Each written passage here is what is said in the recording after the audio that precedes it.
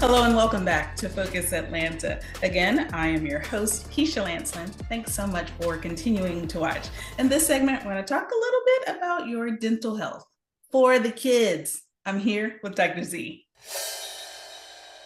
Thank you so much for coming on the show. Super excited to be here. Thank you for having me. And we're talking about my favorite topic. I love that.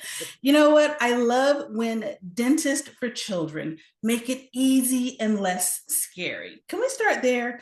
Why does the dentist always seem so scary for kids? And is there a way for us to get them to understand that it's, just another part of healthy living? I grew up around dentistry my whole life. My stepfather's a dentist, so I spent years in the dental practice.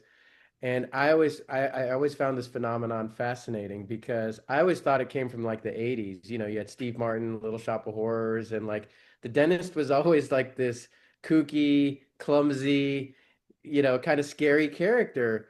But actually, if you study the history of dentistry, it actually goes back for like thousands of years to even like medieval times where the dentist has always been perceived negatively. You know, the back in the day, the dentist in medieval times would wear people's teeth on his belt and walk around town, and that's how you knew who the best dentist in town was. It was like kind of barbaric in a way, right? And so what happens is that gets transferred generation to generation. Parents carry that fear, grandparents, and then they transfer that to the kids. And so one of the things we really wanted to do was change that perception. Let's flip that around and break that cycle.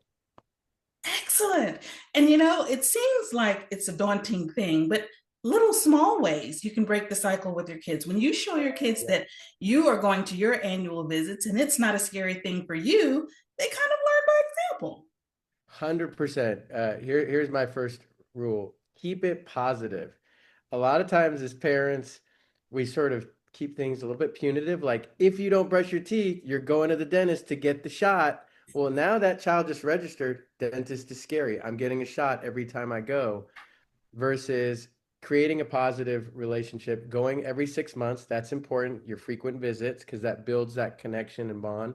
We recommend coming in even at 6 months old, and we have a very basic checkup at that age where you're giving the parent some good healthy tips for your young babies, as well as giving them a little bit of fluoride, wiping the gums, and just really building that connection initially.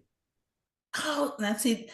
That's what I'm talking about, building that connection because you're right. Kids see how you react to the dentist. Kids see how often you want to go to the dentist or how often you Yes. go. So those small little things could help us in a big way in the long run. Big time. By the way, fun fact, did you know also parents can transfer the cavity bacteria to the kids and vice versa?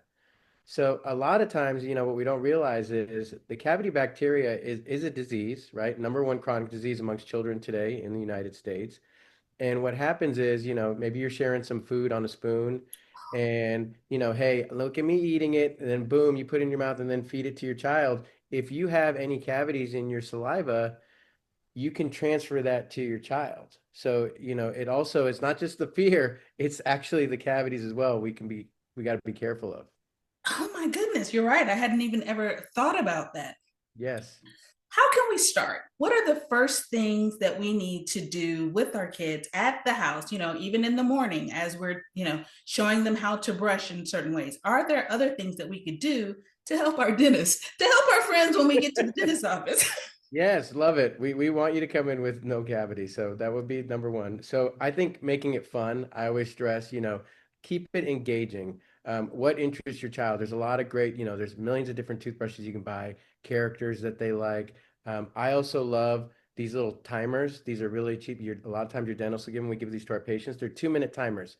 So you can create like a little game at home, right? You put this right next to the bathroom sink, make sure because the 2-minute time frame is easy. I got three young boys at home. They're like, Dad, I brushed. They're going like this across 2 seconds. Like, dude, no, we got to get everywhere. Okay. Did you get the back? Right. So making sure you do it for 2 minutes, keeping it fun and engaging. Those would be my biggest tips for the day. Thank you so much for making time for us here on Focus Atlanta. Can we close out with a website where we can learn more about you? Yeah, come on in. We're at rodeodental.com. We started by the famous Fort Worth Stockyards where the rodeo is held, but we've got 50 amazing practices across Texas, Colorado, Arizona, soon to be Atlanta. And we love having y'all come in, and we see the whole family. So come on in, rodeodental.com. Thanks so much for your time. It was a pleasure to meet you. Thank you so much. All right, guys, the dentist does not have to be scary if you do the right thing before you get there. If you make those habits for the entire family, you are going to all be better in the long run. Thanks so much for tuning in to this segment of Focus Atlanta. We'll be right back with more.